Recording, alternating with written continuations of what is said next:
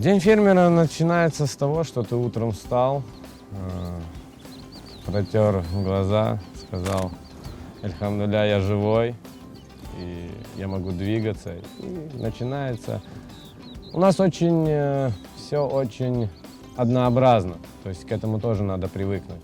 То есть каждый день мы начинаем с того, что утренняя кормлежка, кормим, поем, чистим. Кто-то заболел, кто-то родил. Энверу Талибову 30 лет. Молодой, перспективный, энергичный и, самое главное, любящий свое дело фермер. О своем деле он рассказывает охотно, искренне и с душой. Все началось с детства. Мы жили с бабушкой, она много времени проводила с нами, детского садика не было.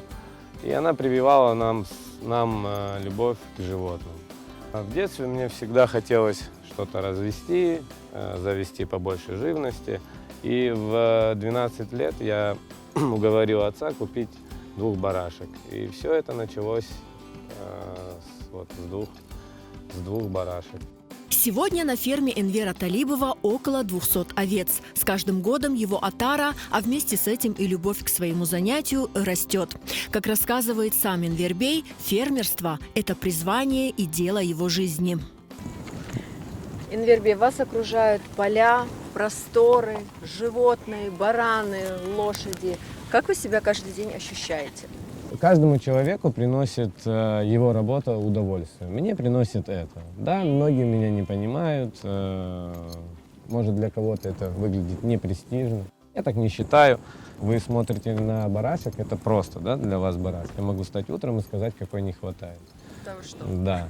Ну, это все от того, что много времени проводишь с ними, запоминаешь.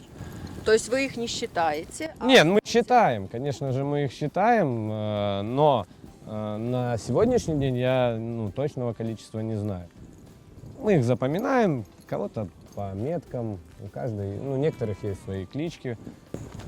А у него есть кличка? Нет. Может быть, будет. Посмотрим, кто это. Это девочка. Мы отмечаем их. Можете вот погладить их, например. Ее. Мягкие. Почему вы ей не дали кличку? Она еще не заработала. В фермерстве, как и в любом деле, ничто не стоит на месте. Нужно внедрять передовые технологии, изучать потребности, повышать объемы и, самое главное, постоянно радовать потребителей экологически чистой продукцией. Баранина – это самое, наверное, экологически чистое мясо, потому что, во-первых, она не ест всякие премиксы, она выбирает только чистые пастбища, то есть она не будет пастись где попало.